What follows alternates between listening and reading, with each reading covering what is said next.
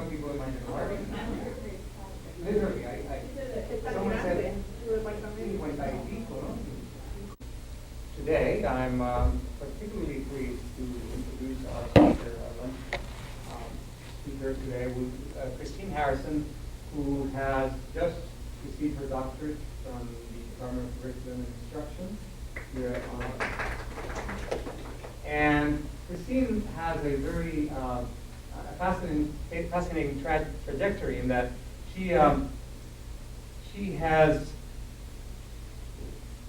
basically looked at the world through different eyes than those that most of us look at it through. And in that search for the world through different eyes, she actually happened to find a niche in the island of Puerto Rico, where she moved to several years ago, as she was still doing her doctoral work here. And there she found that there's a very contentious issue regarding the imprint, the legacy, the presence, the present day importance or significance of the Taino Indians and of indigeneity more generally. What does it mean to have a society where most people through time have denied that the Amerindian culture actually survived the conflict? And this is something that has become rather contentious over recent years as people have recognized that that's not perhaps what happened. That in fact there's a lot more to that story than meets the eye.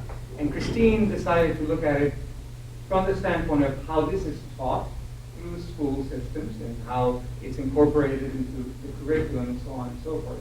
And her research provides some interesting insights into that issue, but also insights into how you can reincorporate it into a curriculum that is more attentive to what's happening on the ground with people's awareness of their indigenous past. Okay? So with that, I'm very glad to introduce you, Kristine Harrison. Well, thank you very much for coming. And my first couple pictures were beautiful pictures of the beach and the El Yunque rainforest. And like Professor Scarano said, I lived in Puerto Rico for a year a while ago, and then for the last 2.5 years. And another thing I wanted to say about my time living there is that I had 2 parallel experiences with the school system. Can everybody hear me okay? My voice isn't too low? Okay, I had 2 parallel experiences with the school system. And one is that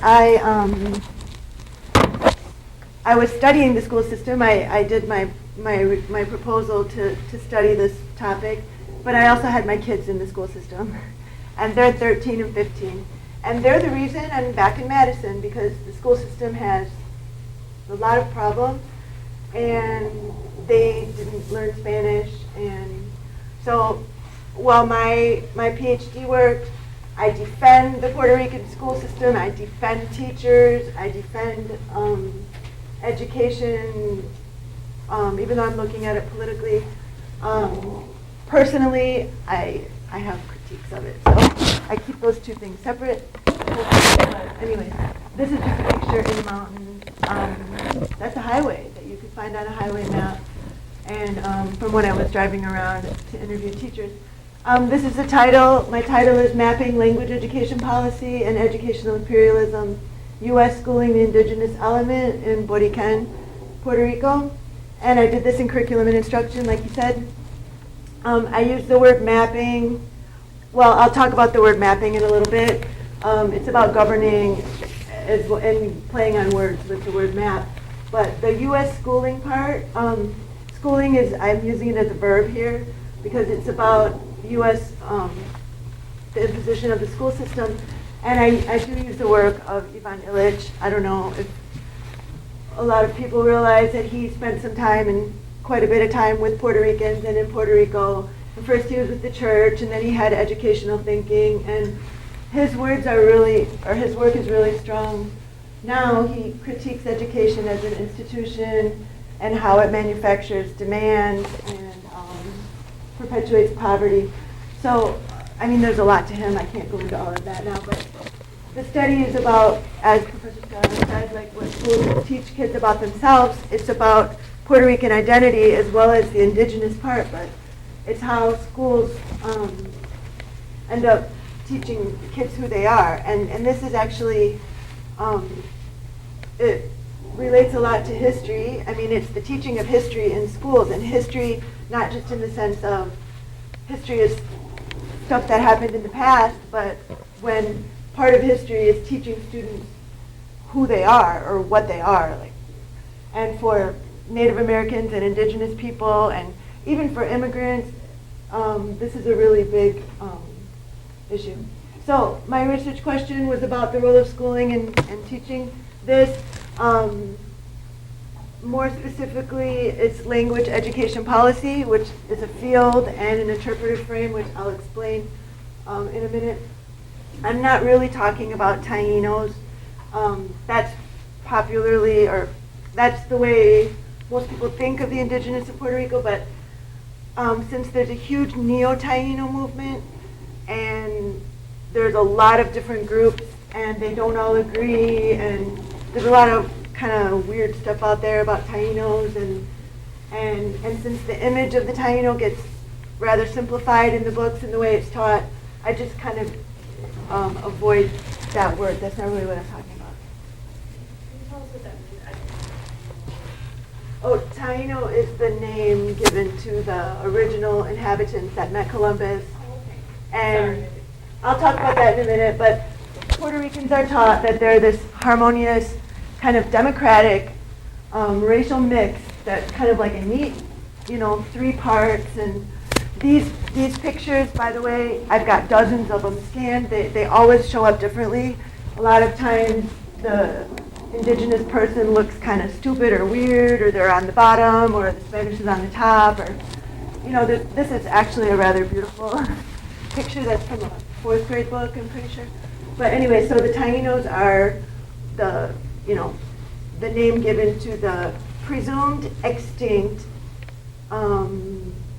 original inhabitants of the island when the Spanish got there. Okay, so the historical reference base that I used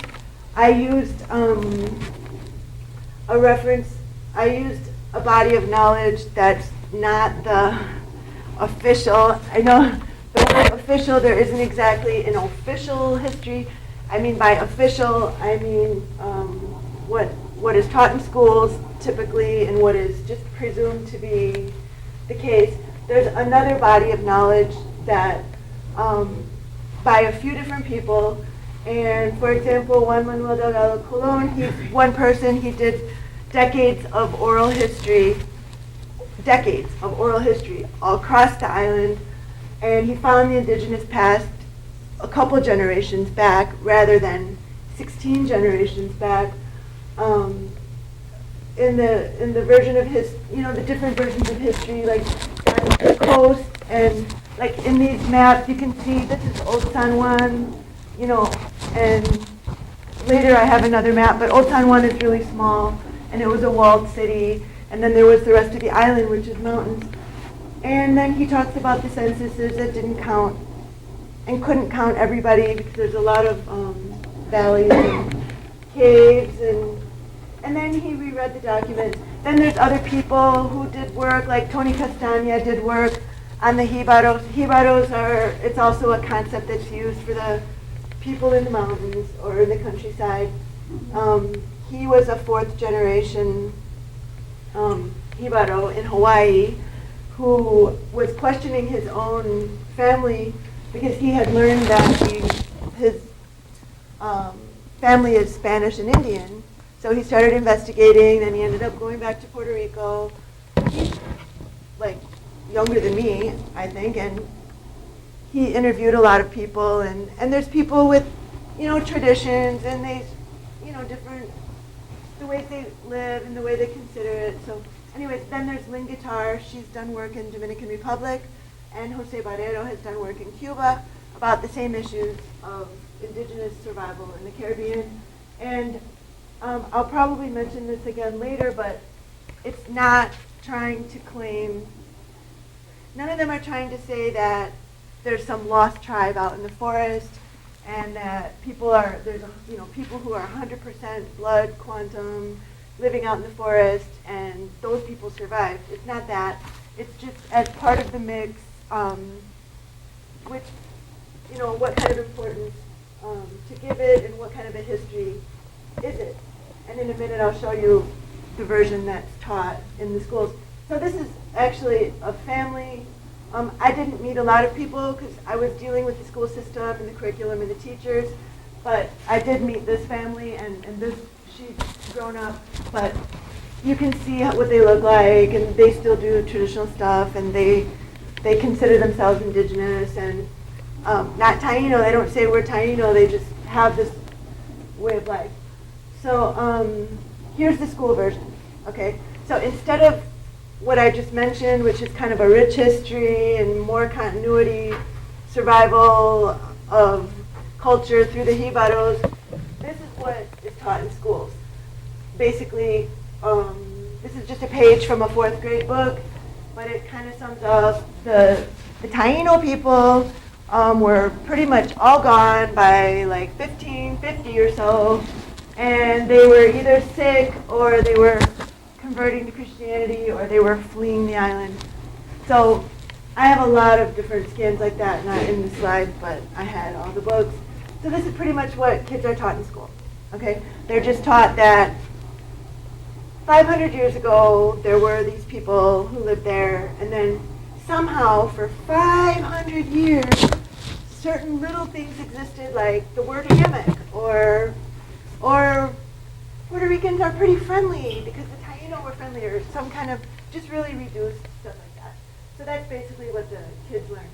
So in order to make this a research study, and the way I designed the study is that I didn't want to go out and interview people or try to talk for Puerto Ricans or try to talk for indigenous people or anything like that. So I did a policy analysis under the umbrella of interpretive policy. So what I did is I just I looked at like federal policies. I guess I could use this pointer, but I looked at federal policies and Puerto Rican level policies in language and education. And then I looked at the curriculum, including the standards and textbooks. I did 4th and 7th grade. I'll talk about that in a second. And then because the policies kind of translate into the curriculum, and then that translates into teaching, what the teachers know and what they believe, but also what they have to teach, because they have to follow certain standards. And then all of those together kind of equal students' knowledge and identity formation. So that's kind of my research design. So there it is again up there. My methodology is indigenous methodology, which I'll talk about in a minute. Kind of a chain of analysis. So again, the policies kind of express the power and ideology. And again, these are federal, like U.S. policies. And then I chose 4th and 7th grade because they have to learn Puerto Rican history in 4th grade and 7th grade, and again in 10th. And that, interestingly, is from the Organic Law of 1990, says that they have to learn 1 year of Puerto Rican history at each level. And it's really weird because in the 1999 version of the law, it doesn't say that, but they're still doing it. Unless I missed it somewhere, I couldn't find it. But I also chose Spanish and social studies because even though everybody said, no, it's just social studies that would teach this, since I'm using language education policy, which I'll describe in a second, my view is that integrating the subjects makes sense, and that in a Spanish classroom, since they're learning language and vocabulary and they're reading literature, it's a very easy place to teach history and identity. And so then I looked at the standards, and then I interviewed teachers. Okay, so this is I'm just going to show a couple maps really quick. This is just a map of the places where I did interviews. So this is Puerto Rico. Here's the little Old San Juan. My daughter drew these, and I went to these. These are all the municipalities. She drew in the barrios, for each one. These are the ones I went to that are drawn in. And then here's another map I made.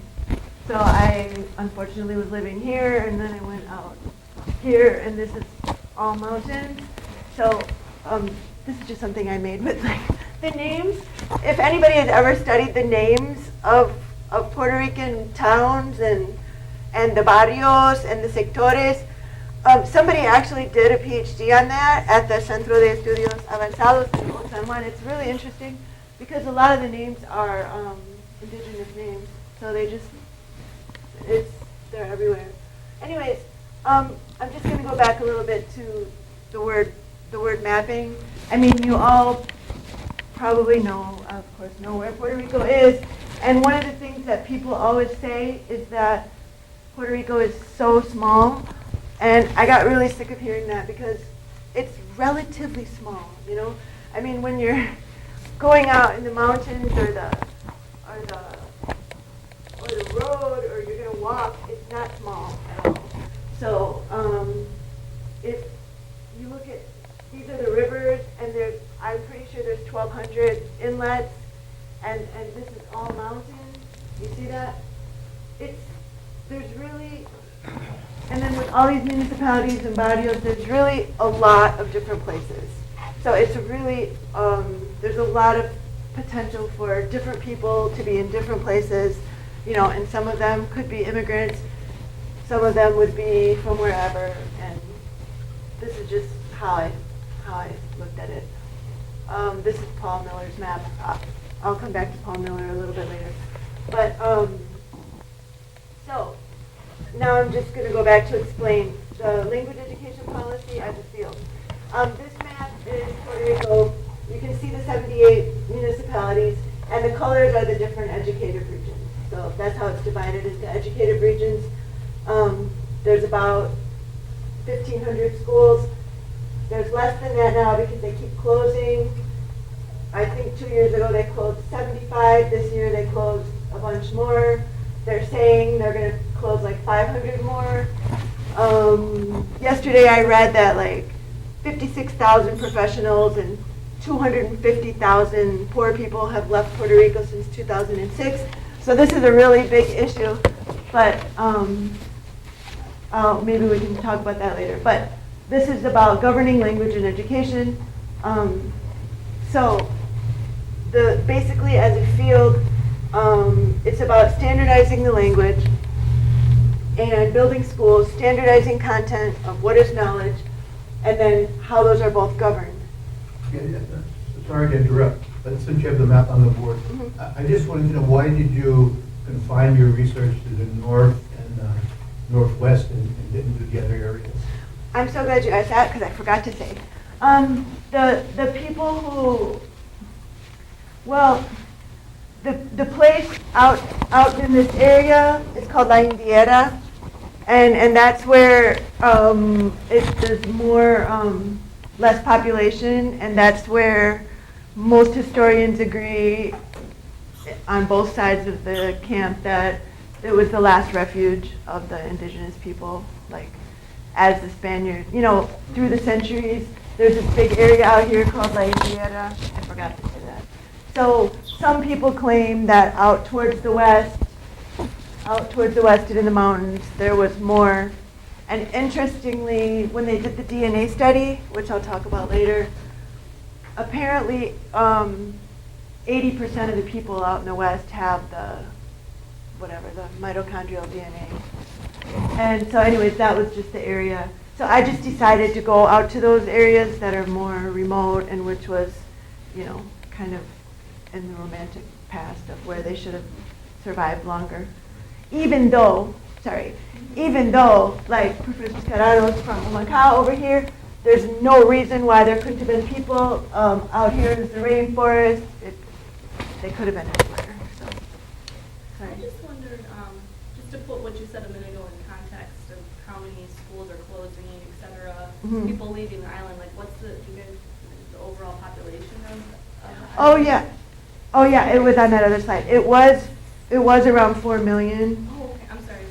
Yeah, sorry, I just put too much on this slide. but it was around 4 million. I don't know if it was ever much higher, but now it's No, 3.5. 3.9 million was the highest, and it's now to 3.5, 3.6. Yeah. You said how many have fled? But as people flee, some come back. So Okay. it's really Yeah. the It's kind of staying on remainder, a. it's the balance of Yeah. migration. I know people go and then people come back, but there is, you know, a bad economic crisis. That's kind of like a perpetual thing that seems like it's always happening there, but that was just something that I happened to read yesterday. Like, it was in Facebook. I didn't even know if it was a good source. But in any case, everybody says that a lot of people have been leaving and whatever. I mean, anyways, okay. So, the issue about governing the language, just to explain, is that, well, okay, before I get too far into this, there's two issues here. I'm talking about the U.S. imposing schooling, okay? And so in 1898, when they got there, there's a whole bunch of stuff that started to happen.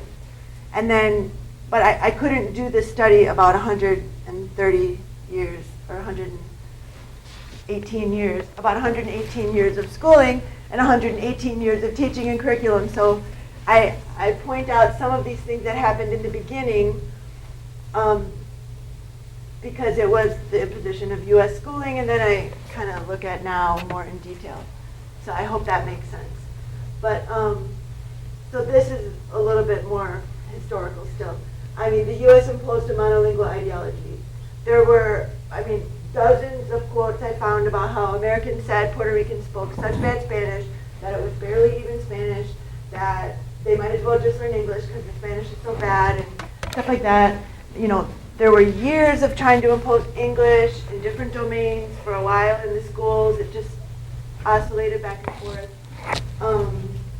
But as far as Spanish and variations of Spanish, that's a whole field of study, a whole field of, you know, and of course there are linguists who have studied that, but,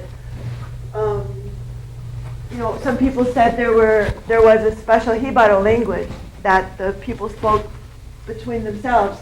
There are people who documented indigenous languages in oral history, but usually this part is just left out.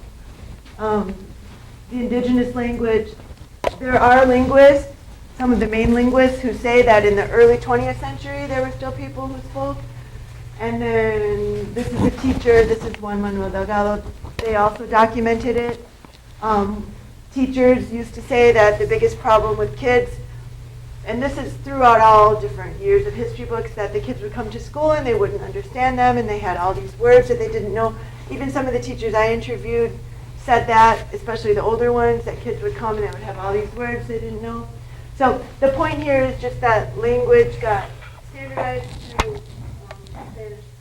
And then which indigenous language it might be, if somebody was going to study that, most people say it's Arawak, which is from South America, but there's another group of people who say that it's Maya Yucateca. So that's another whole field of study that I think is interesting. But anyway, Spanish definitely became an identity between the language and as the heritage, and that's a really complex issue vis-a-vis Americanization. So this is, again, I already said most of it, but it's an education analysis of U.S. imposed schooling. So as far as putting it into a big picture of Latin America and then educational imperialism, if somebody's studying U.S. imperialism in the Caribbean and Latin America, in a lot of places that I read, a lot of people say that the imperialism of Puerto Rico was democratic, beneficial, that it was like a kind imperialism, and it was often justified through education because they said that everybody was illiterate and whatever. And then this is just an old picture. This person wrote about the Americanization through the school system. And but the school system definitely, especially in the beginning, was teaching patriotism to the United States and U.S. values, and then, but there was a racial hierarchy. But of course, there was a lot of resistance, and Puerto Ricans resisted. Everybody probably knows a lot.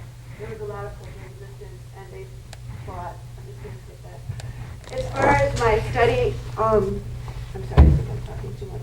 But these were my 4 starting points. Maybe it's kind of late to be saying these are starting points, but that's all background. But when I looked at the policies and the language education policy, I'll just call these 4 points, not starting points. Okay, so Native Americans and Puerto Ricans got the same ideology imposed on them through schooling. And I'll talk about the Native American thing in a minute.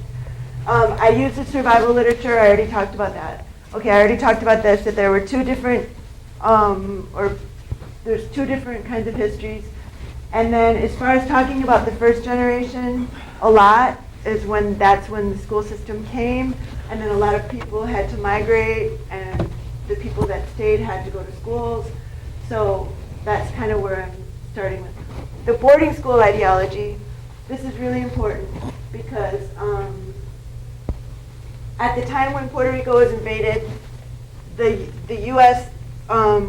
Was educating Native Americans in boarding schools rather than killing them and taking them away. So they used illiteracy as a justification to assimilate kids, take away their language,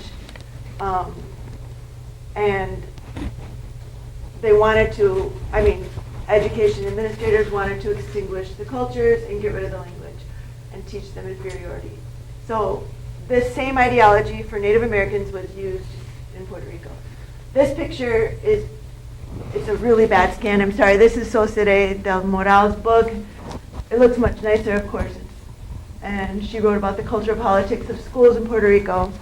So it was the same kind of ideology. So then it was progressive schooling. It was progressive schooling, progressive education that was going on here. That's what they were doing to Native Americans. That immigrants had to go to school, learn English.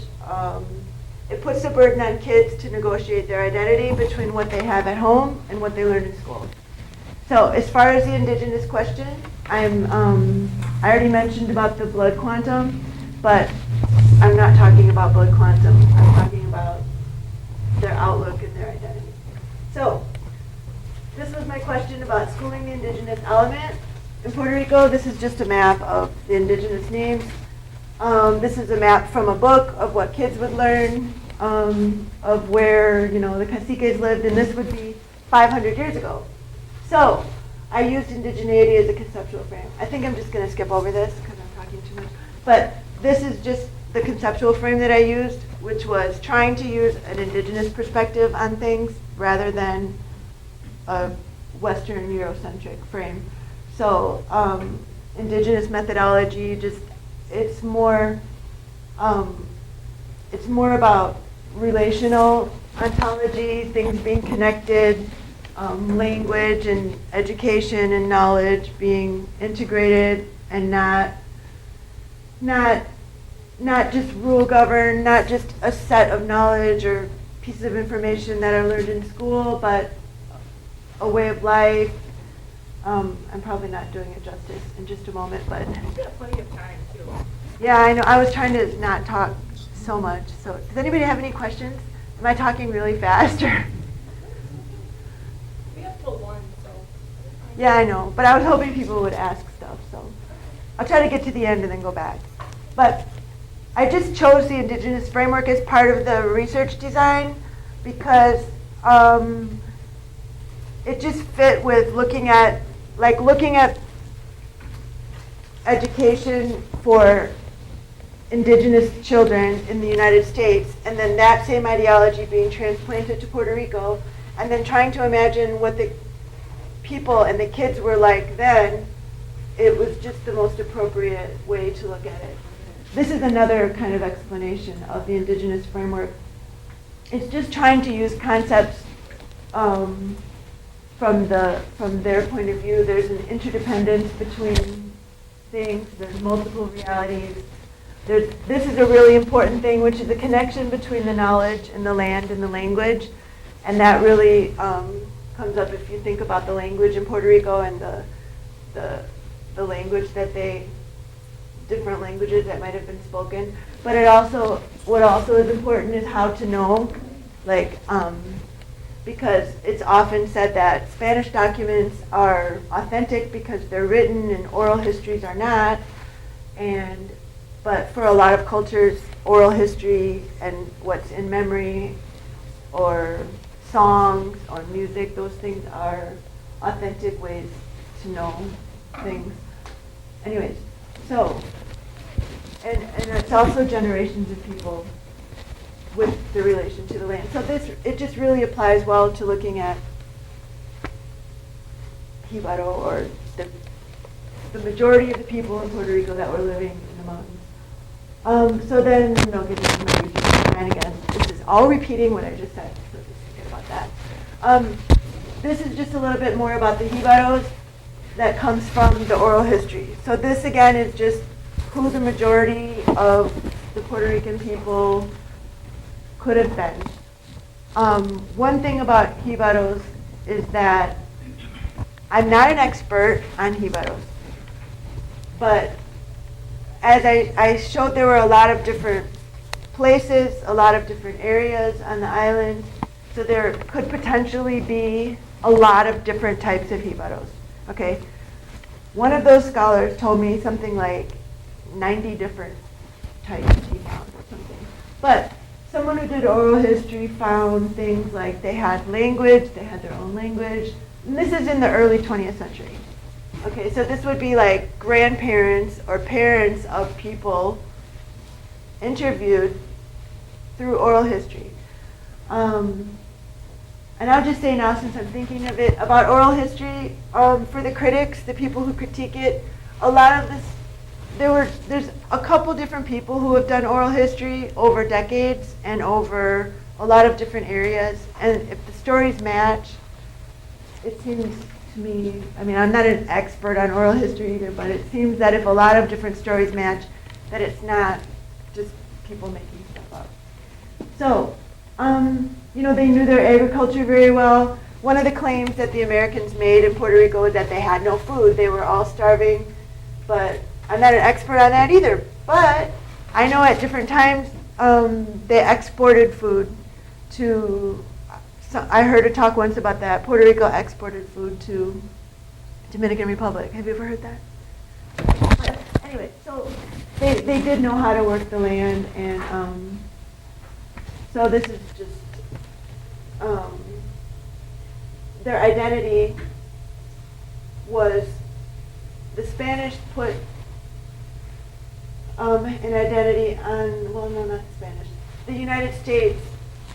I mean, the United States, when the Institute of Puerto Rican Culture, when the schools were being started, and they were administering the whole island, they kind of put this identity on them as being Spanish or white, and then they were made into Puerto Rican. I don't know about Neo-Taino groups, but none of the people I read claim that the Jibaros are Taino, so they just had a way of being and a way of living. About rural education, I just wanted to say that they made the Segunda Unidad school in the rural area. In the rural areas, it was meant to be civilizing as well as a community center. This was an American project for teaching people about hygiene and how to eat and things like that. And it was there were different programs like that for rural education. So then this is just a picture. They were community centers. They were trying to teach people not to have kids, not to move to the city. So I have way too many slides. Does anybody have any questions? This is all just kind of like background stuff. Plenty of questions, we're just waiting for you to land. Yeah, really? I'm sorry, because I had 18 slides and then I got it way up to too many, but I'll just skip over this. This is just stuff I already said.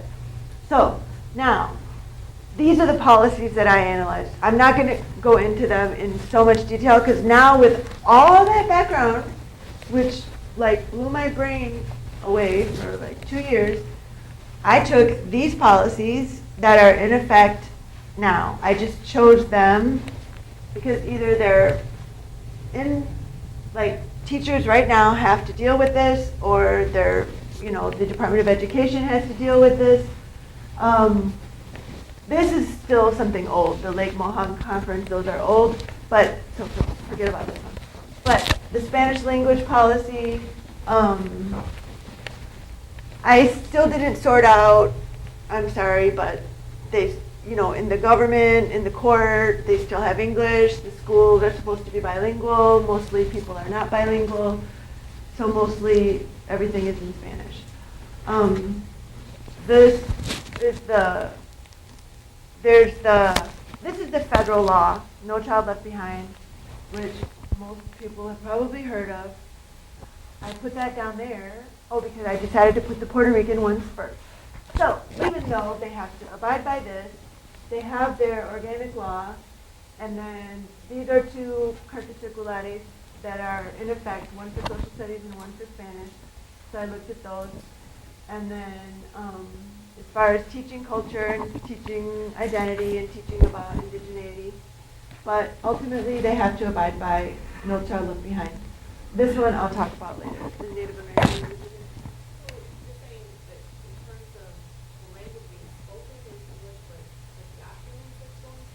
Oh, no. No, sorry. No, nobody speaks English. I mean, no, some people speak English, but I mean, everything is in Spanish. Okay, so I guess I got confused because I thought you were saying in the schools, they're not teaching Spanish, or you said not bilingual, meaning they're not teaching. Yeah, no, they teach English, but it's a very poor quality, and people aren't bilingual. But the teaching of Spanish is also of poor quality, so that your children did not learn Yeah. Spanish. Yeah, they didn't do Spanish as a second language. No, I probably said it too fast. Like, during the years, sometimes English was supposed to be the language of school, Okay. and other times Spanish. After, like, 1952, it's been Spanish, but So your kids were learning, so Spanish is what the teacher was teaching Yeah. everything in your kids' in school, but it was just a poor version of Spanish? Well, no, it was just Spanish. all the disciplines were taught in Spanish. Yeah. But that was not a way for the children to learn Spanish properly, I suppose. And Yeah. the Spanish class was not Yeah. nearly as good as it should have been. Well, the Spanish class was like an English class here. I mean, like Spanish, like language arts. It would be Spanish for the kids who already knew Spanish. They didn't do very good on Spanish as a second language. What did the kids speak at home? My Who were kids? Going to these schools? No, the kids who were getting. Puerto this- Rican kids. Oh, Puerto Spanish. Rican kids who were getting this bad education. They spoke bad Spanish, or they spoke Latino, or they. No, they the spoke. Next year, what did they speak? No, I'm not saying it's bad Spanish. That was what Americans said, like when they first invaded. Yeah. They spoke Spanish. Yeah, they speak Spanish at home, but I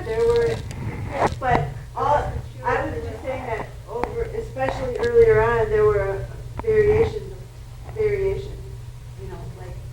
in all of Latin America. But right now, most of them speak Spanish. Yeah, they speak. And due to the cable channels, and so that's, Spanglish. but that's true of all of Latin America. All of right? Latin Yeah. Anyway, that was something that the teachers talked about too, because of No Child Left Behind, Puerto Rico has special permission to do everything in Spanish instead of English for their testing requirements. So Spanish is tested, so Spanish brings funding. That's the way No Child Left Behind works. Schools have to comply and meet test requirements, and Puerto Rico gets to do it in Spanish. It's kind of funny because Native Americans say, "Oh, look, they have their language," but anyways, look at what time it is now. I'm sorry. Okay, so I analyzed all these different policies, and then I found like status conflicts because the federal policies have more weight. There's ideology formation. It was standardized and homogenized. Okay, these are just some excerpts from the 1999 law.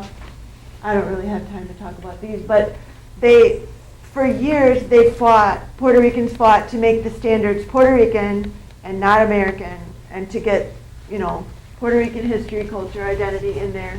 So they have these little excerpts in there that it should be, pertinent to the social, culture, geographic reality of the students, even though in practice this is much more difficult. In the card circle lab from a couple years ago, this is the social studies one. First two are from the social studies one that they have it in there that the teachers are supposed to teach kids about the history and cultural heritage that identify him as a Puerto Rican, and then to have a greater understanding of the historical process and social process of Puerto Rico. And then this is from the Spanish one, to establish the link between history, people, society, identity, but Spanish is the mother tongue. So they do have all this in the local level laws. But then there's No Child Left Behind, which, as you may or may not know, it's just been written out, and I think they have a new one coming. I forgot the name of it. But Puerto Ricans are in the category of Native Americans. It's a 600-page document to read through, so that was a challenge. But Puerto Ricans are sometimes considered a state and sometimes not when you read through the document. Of course, Puerto Rico does not fit the definition of Indian students, or like Hawaii. Hawaii is sometimes considered indigenous in the document. And then there's the flexibility plan. Puerto Rico failed, as did 42 states. They failed in the testing requirements. So the point of having this in there is just that, it's just to show the governing and the accountability in education and language, and this is what governs schools, and then that's what governs the teachers, and then the teachers, what they teach the kids about who they are. So I'm just reminding you of why I'm talking about this. But the standards, these are the standards that I chose that a social studies teacher could use, like change in continuity, people, places, and environment, personal development, and cultural identity. This is in their social, these are based on the United States social studies standards. They have a couple different ones. But given the history that I told in the beginning, a teacher could use these, and because the teachers have to align the standards. And then for Spanish, they have to do reading skills, writing, but that could be done with text. The interesting thing, in case I forget, is that they've already integrated, or should I say, they've already eliminated social studies from kindergarten to third grade, starting this year. So that was a really big thing that happened. And they're talking about doing it for older students, and it's because of testing, because they say social studies isn't important. It's because they don't integrate it, and then it makes people really mad because they say, "Oh, look, we can't learn history anymore. We can't teach them history anymore." Did you want to say something? No. Oh, so okay. So then the textbooks. I looked at the textbooks. Here's another one of those images, like in this image, the Spanish guy's on the bottom. I told you there's a bunch of different images.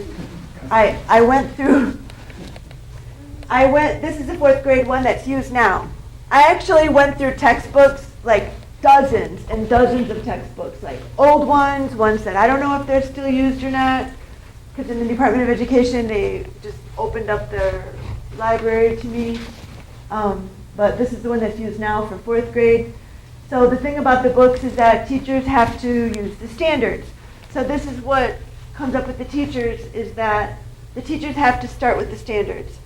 So if the standard is about cultural identity, the teacher is not obliged to teach this as a cultural identity. If the teacher wants, she can just teach, oh, we're all white and Spanish, or we're more African. It all depends on the teacher. But what's in the book, as far as just what's in the book, is this image of the extinct Taino. They're presented with certain motifs like this. They're powerful images. These are the kind of images that you find, okay, and they've evolved. It would be a really interesting study to go through, because I found a book from 1974, for example, that has the entire indigenous history in 2 paragraphs, or 1 paragraph. It says, they welcomed the Spaniards, and then they left. The Spaniards came to enjoy the island, and that was it. But this is the Institute of Puerto Rican Culture, their little pamphlet that they give out, and they make this guy travel through time. He has to travel through time because they only exist 500 years ago. this is, I think that's the same as that other one. And this is also a common motif, unfortunately. That's from a 7th grade book. And there's another picture in the same, this is Guanina by Colitoste. There's another picture of her like from the front without her shirt. So this is 7th grade. So it's also, you know, becomes kind of immoral because they're presented as being naked, savage, 500 years dead. And then with these certain motifs, like sick or working in mines or whatever. And the main thing is that they're completely in the past. Only archaeology would help you know them. There is no cultural continuity. And then for the Spanish teachers, the literature is not expected to be used. Everybody that I talk to just completely separates it. Spanish is this, it's language.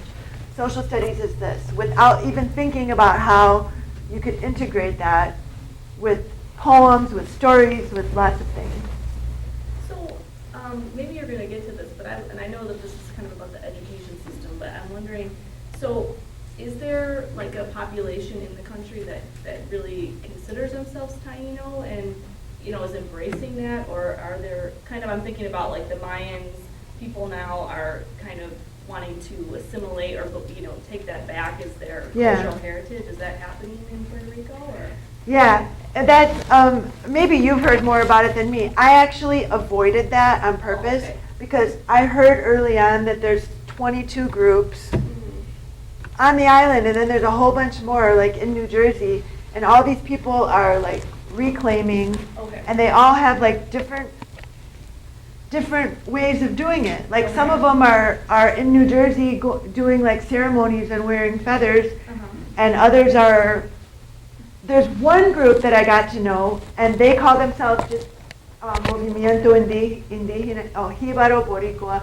They just call themselves, they say my grandparents lived in Caguana, which is in Utuado, and we practice, and then they had to live in the caserío, like in the projects. And is there a language though that they spoke? Maybe I missed that in the beginning. Taino, or a version of Arawak. Yeah. So is that being still spoken in some of the? Well, these people are reclaiming that language. There are dictionaries people of that language, so they can learn the vocabulary.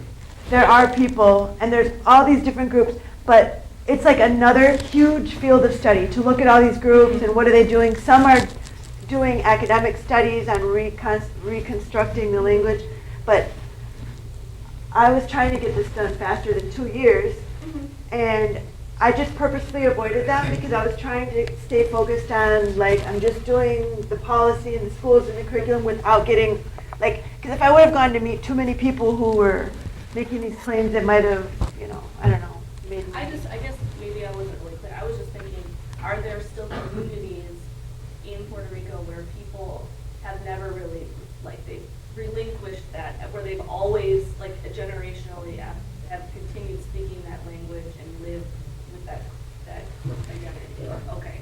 Not There are really. groups, there are these groups that have a corporate identity, and they meet. Okay. And in those meetings, they perform that identity. But there are people relearning or Yeah. reevaluating or kind of rethinking about what their grandparents said or stuff like that. And so, okay, I don't really have time to talk about him, but he is so interesting. If anybody has time to study Paul G. Miller, he is from Wisconsin, and he was a soldier in 1898 from Wisconsin. He went there, he worked in education, then he came back to Wisconsin for 5 years, and he did his bachelor's to his PhD in 5 years. His PhD is lost, by the way. They lost it from the archives. He did his PhD about a poem. I think that's so interesting. Then he went back and he was a commissioner of education, but he wrote a textbook on Puerto Rican history. And the interesting thing about it, besides that he's from Wisconsin and we can put him in that context, is that in his book, he makes the Indios really primitive and really inferior mentally, but he doesn't kill them. They just fled to the mountains. And they weren't called Taínos. So that's just kind of interesting about him. And I was trying to figure out a way to focus on him, but I didn't. These are just some of the other books. Like, I just picked some different books in my dissertation that I had found and looked at like some people wrote books and they were based on all these people who did like anthropology of the Amazonian tribes, and they used that to write about the Indians in Puerto Rico. And those books were used in schools. But through the 20th century, the books like oscillated. Sometimes they disappeared. Sometimes they were extinguished. Sometimes they just fled. Or sometimes it was just ambiguous. So it's really, it would be an interesting study to study all those books. And Ricardo Alegria, I just decided to give him a slide because he's the most famous person who gets credit for reviving the Taino. And I think after his work, that's when they started calling him Taino. This is the cover of his book. This is why I didn't focus on him, because I did not want this image at all. You know, if that's what they looked like when the Spaniards came, that's not what I was trying to focus on. Nevertheless, he is a really famous person. So, I'm just going to try to take this. I did 28 interviews with teachers, but most of them talked about how important it is to teach history and identity, how there is no emphasis given to history. The standards govern everything that they have to do. They have to align the standards. And then, according to each individual teacher, they either spent 2 days on it or they spent 2 months. So, but they're products of the school system too. So then, but I did find with the teachers that about the Puerto Rican Spanish, that there still are variations. A lot of teachers said that parents don't storytell anymore. A lot of them talked about traditions and knowledge that's gone. But it all varied. Everything varied between the teachers. Most of them said Taino, and most of them just followed what's in the book. So this is their main issues, is that history, they all say it's political because it's not tested. You know, Spanish is tested, and they all thought that social studies would be the place to teach. For Spanish, they said, you know, you have to really work the theme because they didn't see how it could be integrated. So anyways, my theory was just about educational imperialism, that the school curriculum was, you know, like colonized. The knowledge has been lost by this generation. I didn't have time to talk about Rabasa at all. I'm just going to skip that for now. But I already talked about all of that. So I think that's all. I think I kind of talked about my conclusions in the middle of everything. So that's all. I'm just going to stop. This is my limitation. This is a really horrible picture. Lynn Guitar took this picture, and that's in Dominican Republic, so I had to show it. I got to meet Lynn Guitar in Dominican Republic. These are just some things I didn't have. And teachers are protesting. I won't show that. There's my. Anyways, so I'm sorry there's no time. I talked too much. Well, I just wanted to make a point here. It's very interesting, but I noticed in the rest of Latin America, they have outright U.S. takeover. You've gone into the same problems in that, as regards how they view the indigenous culture and customs and languages in their education, where they also, and that recently there's been a lot more emphasis, I think, on trying to reintegrate the indigenous culture into education, but traditionally, you know, they've been inferior. All indigenous people are supposed to accept Spanish Western values and customs. So, of course, there you did have large indigenous populations that survived, like in Mexico, Guatemala, and Peru. Even in Chile, people traditionally deny that there are many indigenous traditions of Costa Rica. We have to deny it. Yeah, that was really interesting. And that was hard sometimes to not be talking about Latin America, but I still keep it in the back of my head that it seemed like the U.S. just didn't want to deal with that. But that's another whole question. Yes, so way back before the existence of Laxus, I took a course on Puerto Rico, taught by the Afro-American Studies Department, Richard Ralston. And even talk later this semester. is he going to give a talk? That'll be fantastic. Cuba, yeah. Fantastic. Okay. So, in any event, your talk was much more revealing than the whole course in the sense of why there's so much confusion in Puerto Rico. Yeah, we were talking about then about, they always have an opportunity to vote for statehood or vote for independence or vote for continuation of the condominium. And I never understood why there was such confusion. And I was just wondering from your research in the area where you didn't cover the whole island, but the island that you covered, is there any geographical region that is more interested in independence or statehood or condominium, and if so, what would the reason be for that? I have no idea. Yeah, I didn't. I Didn't tried do to. politics at least. I tried to stay away from that completely because I even avoided talking to professors. I just didn't want anybody branding me as anything and whatever. So Professor Scadano probably knows. There's obviously some regional variation in this. There's one town, one municipality that has always, for the last 60 years, voted for statehood and never voted for Commonwealth, which is not the case of any of the other 77. So you have a real kind of outlier there. And now the question, I think, is about those in highland regions. Exactly. Yeah. I don't think that there's more independent support there than there would be elsewhere. In fact, a lot of the independent support comes from the San Juan metropolitan area, where you have an upper middle class educated sort of the university population, university related. There's a lot more pro-independent support than there would be out in the highlands. Yeah, I also just want to mention that the idea of wanting to have a unique identity is something that's common in all countries, not just Puerto Rico. Yeah. But Puerto Rico particularly because it's they have such an admixture that they have to come up with some idea to show that unity and distinctness from everybody else. So I can see why that Taino movement is there. And they actually tried to learn Taino, but it's sort of like an impossibility because nobody speaks it. Even if you learn vocabulary, how are you going to converse in it? I know, I always said that from the beginning, that Puerto Rico is the most interesting, just place on the earth. I always loved it so much, but it's unique. And then here, he's in Wisconsin, and I'm like, get me out of Wisconsin. But anyways. I wonder where you're going to go next.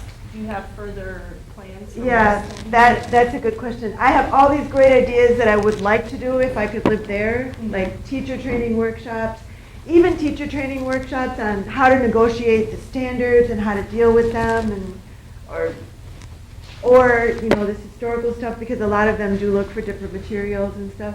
But I had to come here for my kids to go to school, so I don't know. I'm going to publish this really soon. I have a publisher. I'm going to publish it as a book and try to. The interesting thing that I thought about my study is that it could be applied to different groups. It could be applied to different immigrant groups or different cultures, or even in Puerto Rico, different questions. There was actually one study similar to this that he sent me about the African thing, like how are Africans. You could look at a lot of different questions. Or even take this and use it for helping to integrate into some of the history books that we use in the U.S. to give people a different perspective. Yeah. But my take on it was that a lot of kids go to school and end up learning what they are, like Muslim kids. Muslim kids have been learning for like 15 years that they're terrorists. Or even African, or what do Puerto Rican kids learn about themselves here? That would be an interesting question, because there's so many Puerto Rican kids here. Who do they think they are? What do they think it means to be Puerto Rican? That would be interesting. There's a lot of different things like that. So I hope I can find some job where I can teaching or something. But otherwise, I don't really know, except that I'll publish it. Oh, and then there's SlideShare. A lot of teachers use SlideShare for resources, and I thought about making a couple PowerPoints and sharing them. I thought it was very interesting that they eliminated social studies in the curriculum. Yeah. And it's late for a discussion, but I was thinking there might be a reason besides economics or whatever. How do you design a curriculum to integrate all this in social studies in this place where the whole place is divided, the ones who are state and the other ones in state. And Yeah. What do you teach these kids? That- How do you- That was another limitation, like if I would have had time, I should have looked more into teacher preparation and how much they have to learn to teach it. Yeah, and what do they teach? Well, if I may interject here, that it's a terrible thing, what they did. And in fact, the Association of Puerto Rican Historians has lashed out against it and all that. Yeah. But with regard to your question, said what to teach, I think it's very easy. You see what a woman named Nancy Morris did a research project on asking people on the island, what do they think of themselves? What do you believe politically, and what is your main identity? What are you, that kind of thing. Even the people who are pro-statehood will affirm their national identity is Puerto Rican. So statehood is somewhat, it's like Yeah. an umbrella Yeah. desire, but it has nothing to do with the core identity. So in that sense, it's relatively easier to teach social studies, Right. no matter what the political division is, because everybody thinks of herself as Puerto Rican. And First. they do in New York too, Yeah. at Well, least so- for a couple of generations. Mm-hmm. I mean, there are a lot of very strong state identities here in some states, like Texas, yeah. But here, I think you're talking about national identity. The word national has, in the last 25 years, has gone from outcast in the language of daily life or in the press to being a central tenet of discourse today.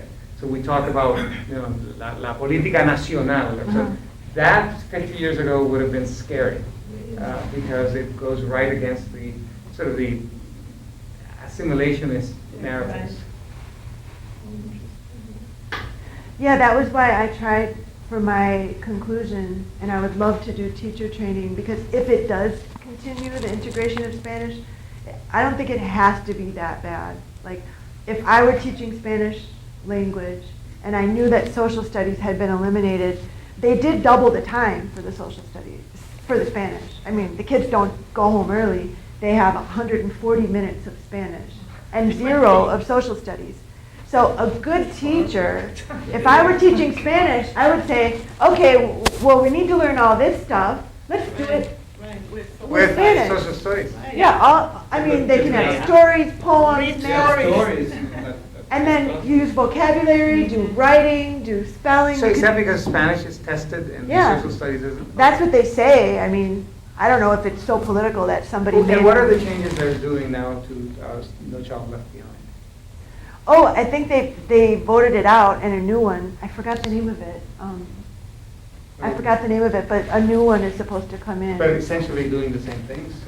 I think there's a de-emphasis. Yeah, I think they're on trying to testing. de-emphasize testing. Right. Well, I mean, you saw like 42 states failed. I mean, Yeah, it's really. ridiculous. And that's why everybody going around blaming the government, blaming this, blaming the failure. It's like, wait a second, this is also coming from Washington, and this is coming, happening in the other, 42 states. And so, okay, well, Well, thank you. I'm Thank sorry I you, talked Kristine. too long. Thank you. I talked way too long. Well, that's okay. Yeah. There still was Q&A. I just kept adding slides, and I'm like, I can Yeah. just go through them really fast, But, Well, yeah. I think the original slide that you presented at the defense,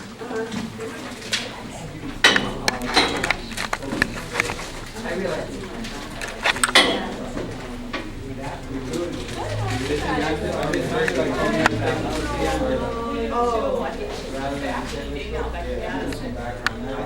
Just for the next time. yeah, I know that's Read the argument earlier. Yeah. That's my. Yeah, we're hoping she'll come back soon and have a Say, look well, at it. I think we will, because we put together, I'm expecting or waiting. Oh, you do? Oh, okay. Yeah. Yeah. The argument, right? Yeah, I know, I don't need to. That's all right, well. With the defense, they've already read it, so. Right. Right now, With this, I was all the thinking, counties, and they have. all the stuff that comes through. I know, I understand. We need, I Okay, well, send it on there, so. Yeah, Then forward yeah. it to Okay, the thank next you. All right, one. thank you. Okay, thank you very You, It's right. stuff with Indigenous International Studies. And I don't know, I guess we Cool. pulled it out with different people. Todo bien, ¿y so tú? I think that they were really confused. I mean, not last week, Yeah, we'll have like people from India answering the phone or something, I don't know, but I don't think that they really realize that, you know, she's been working for years. And you can't just have the person is gone and then he does all the work, yeah, he's like up to his eyeballs and stuff, so, yeah. What she's here, that should retire as part-time. That's what they talked about. Or you would never come back when after her whatever 75 days or whatever that is. That time period, like maybe she would be willing to come back part-time. My mother-in-law did that too. She was under that high school. And she's still 5 years later still lives with them. Oh, really? Yeah, but I'm sure she would do it. I think she would. I'm sorry, I talked way. No, you have an hour. You have I know, but I wanted people to have more of a chance. No, I mean, that's why you came to, Yeah. you know, and. It's the first time I presented that. In my dissertation defense, I had like a third the number of slides, but for that I was thinking, oh, they already read it. Right. And I had principal in education, and then I had him in Vargas, Right. but I still had, it was mostly in education, so for that, I felt like I had to come out my argument, and what I did that was original, and here I was more like, okay, it's Latin American, so. Yeah, yeah. Under defense, you know, if I wish we had more time.